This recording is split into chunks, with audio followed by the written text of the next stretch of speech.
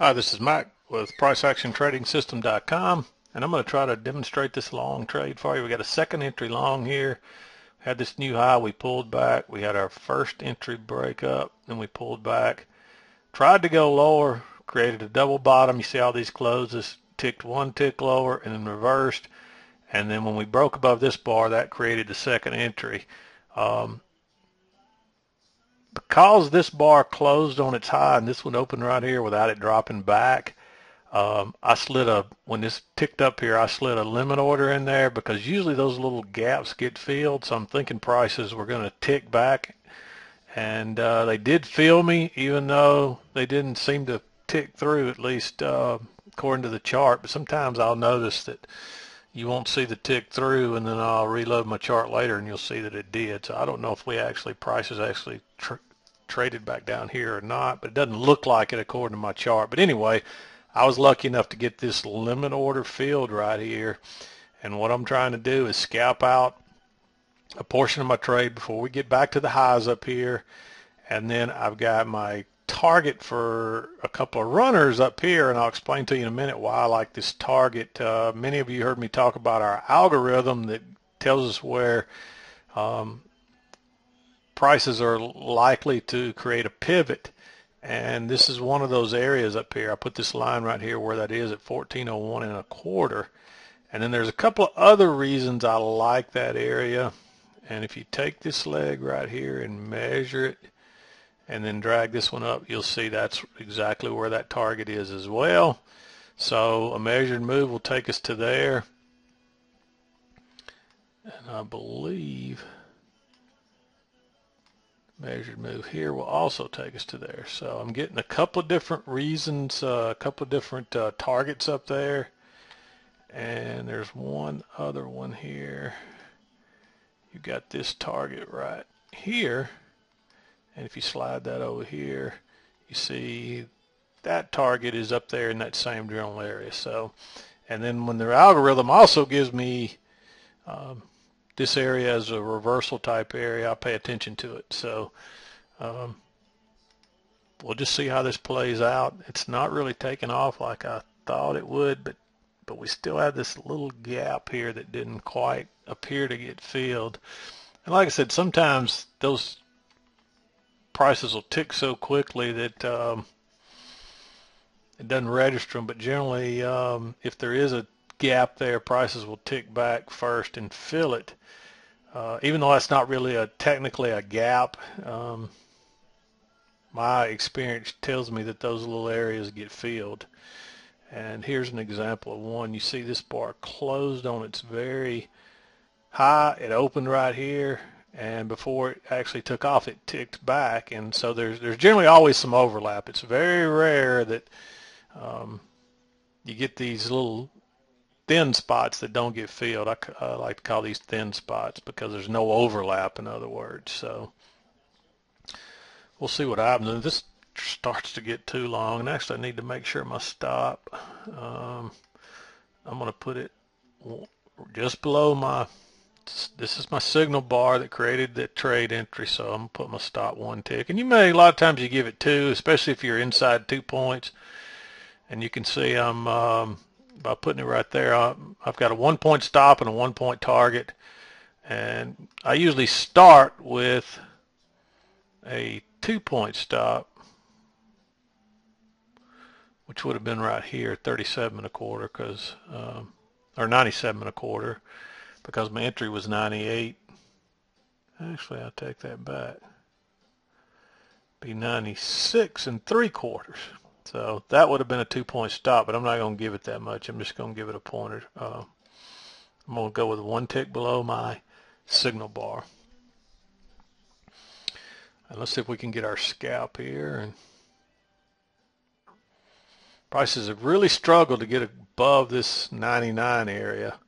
But the last two swings up, each one went higher, and we don't have this measured leg here yet. And we've got a failed second entry short and now a second entry long triggered. So that's why I'm liking this long, and plus the other reasons I showed you. We basically, for the whole day, we've got around a 4 point trading range. Prices have spent most of the, well, all of the regular trading morning within a 4-point range, but if you include the overnight, it's about a 5 or 6-point range. So we'll see what happens here, but I like this. One other thing I wanted to mention today in today's quadruple witching day, and so some strange things can happen. It's my opinion that the commercials manipulate the prices on that day because they're trying to get prices on their options to close at certain levels, so they don't have to pay out on options and so forth. So there's a lot of stuff that goes on these witching days, and sometimes they're just not even worth trading, but sometimes you get some really good moves on days like that too. So, but you just need to be aware that it is a quadruple witching day. We only have 4 of those days a year, and prices can act strange on days like that. So, but one other thing that I want to mention too is this 1400 level. If you remember, it wasn't very long ago at all we were just talking about prices were at that 1300 level, and those century marks are they're emotional areas, and so prices will usually work around them and test them multiple times before it'll act. When we're coming up to them, they'll act as resistance, and when we're coming down to them, they'll act as support. And so they're generally interesting areas that you need to pay close attention to, and you can see we've tested it 1, 2, 3 times already today, and wouldn't surprise me if we're fixing to test it again here in just a moment. And I'm actually thinking that with our targets and this up here, that prices may actually break above this 1400 area and trap everybody. And you saw prices moved back again there, but you still don't see the stem. So I don't know if I'm assuming that just means that nothing traded there. So so I know for a fact now that prices did tick back right there because I saw them. So that would have executed my order again, but again I don't see any stem there, so I don't quite get that. But needless to say, it's there. So this is getting into 7 minutes, and we've moved a blistering 1 tick. So, but that's the way it is when it's slow and choppy and a lot of overlap. And there's another thing too. This is a double bottom. The trend has mostly been up since about 9, a little after 9 o'clock. And this is a double bottom against the trend. So we're looking for reasons to get long when the trend's up. And this is really a trading range day, to be honest with you. But I'm looking for this leg to complete, and I'm looking for these areas that that our algorithm picks out. They're like magnets. They attract prices to it, and when prices get there, they repel prices away from it. So it's similar to the other support and resistance areas. It works the same way until prices get above this area right here, and this holds. It's acting as a magnet pulling prices to it, but when you get up there near it, it repels prices. And once it gets above, it will push prices away, but at the same time, when they get further away, it's like a magnet and pulls them back. And don't ask me why the market does that. I just know that it does, and you need to be aware of it and pay attention to it. But I may pause this trade for just a minute until we start to see some movement here, because I don't want this video to get too long. This is probably going to end up serving, it's Friday, it's probably going to end up serving as our chart lesson for today as well. But I like to do some trade examples every now and then just to show you what I do and how I manage my trades and so forth. And what I'm trying to do here is scalp out simple 4 ticks. Here we go. Maybe we're going to get some movement. I'm just trying to scalp out 4 ticks here on 8 of my 10 contracts, and then I'm going to move to break even or break even plus 1 and attempt to get some additional movement towards our suspected target on a couple of runners. So if I scalp out of this, I'll make $400 guaranteed. I won't do any worse than that, but I've got my 2 runners up there, so there's always a possibility that I can get about 2 more points off 2 runners. So give me another 4 points, giving me a total of 10 points on this trade. Maybe an extra tick, a little over 10 points actually. 10.5 points, somewhere in that range. Math is not my forte. I've told y'all that before. And I'm not, a lot of people ask me about my daily goal and stuff like that, how many points that I go after. And I'm not a point guy. I'm a dollar sign guy. I got a certain target that I'll try to reach dollar-wise, and I won't discuss that. I generally do not discuss the size of my account and how much money I try to make every day, because that's irrelevant. The point is that I found that that's detrimental to some of the students sometimes when I talk about what my target is or what my goal is every day. And you should have a dollar goal or a point goal set. There's nothing wrong with having a point goal if you want to do that.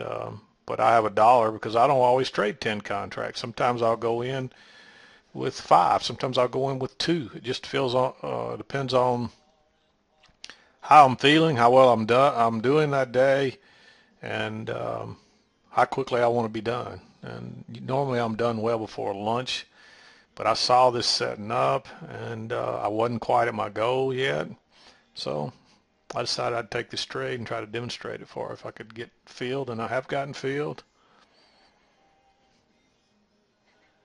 I'm hoping we're going to break a little higher here. It's taking its sweet time.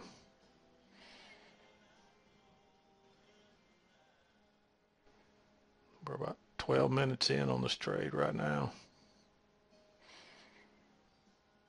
And if we don't shoot up there fairly quickly, I may pause it just till we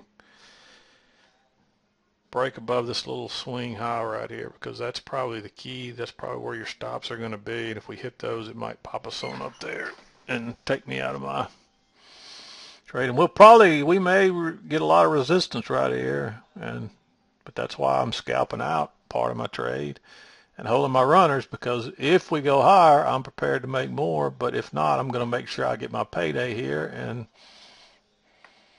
And also, one other thing is, once I scalp out of this and move my stop to break even or break even +1, I have no more risk in this trade. I'm home free then.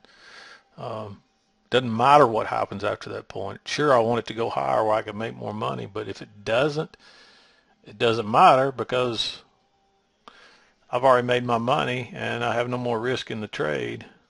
And so that's another reason I like to use what I call the scalp and run technique.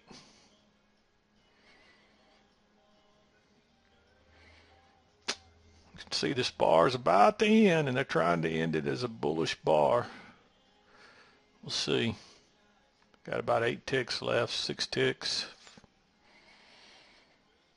Our hope is that it closes on its high and continues to stay bullish.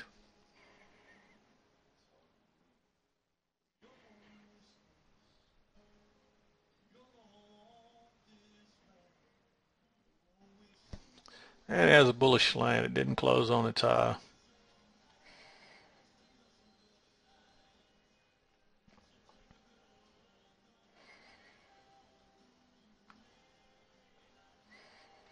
It wouldn't surprise me at all if they don't try to tick this 1 tick lower and create a trap and then go higher. I'm gonna just pause this just a minute till by the time I pause it'll probably pop and take off, but we're getting into 14 minutes. I just don't want the video to get too long, so I'm gonna pause this and see what happens. And okay, we're back here, and you can see we are heading higher.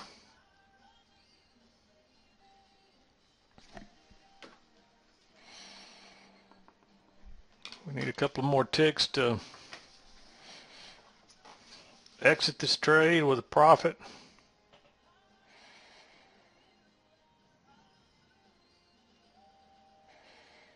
There's just not a lot of volume. It's Friday. It's late on a Friday afternoon. There's just not a lot of volume today.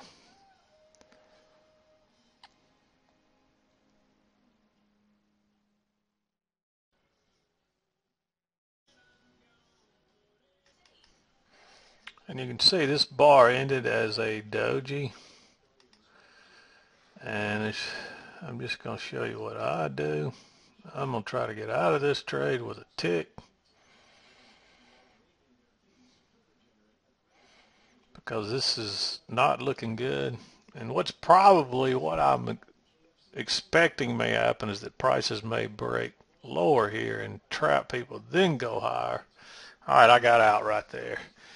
So I got my point, 1 point, and I probably left this trade too early. But the risk is that we're going to go lower, and we may make another leg down like this, because if this fails, that's a failed second entry long. And I'm guessing I got out just a hair too early. But it's not worth the risk of hanging around here and risking a trade this late in the afternoon. And so I often talk about that. So regardless, even though we didn't reach our scalping target here, that's how I would handle a trade. When I get stuck in this congestion, which is all this is, I mean, really, if you look back, we've been in this area since almost 2 hours in this area right here, and that's not a good sign. My guess is we're going to fight and finish this leg here, but it's not worth the risk in my book. So I slid my limit order down and got 1 tick out of it and exited that trade. So I still made 10 ticks there. Not a lot of money, but I didn't lose any money. And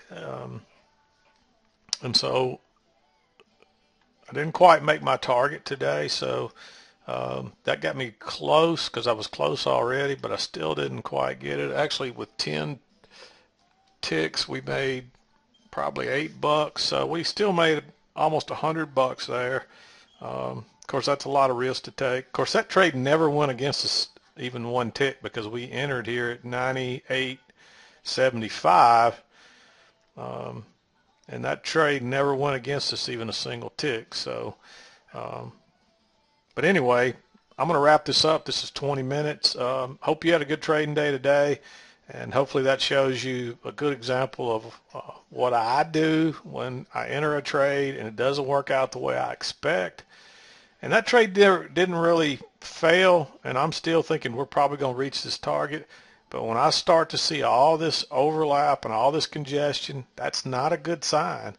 And so a lot of times what I'll do is I'll go ahead and take what the market will give me.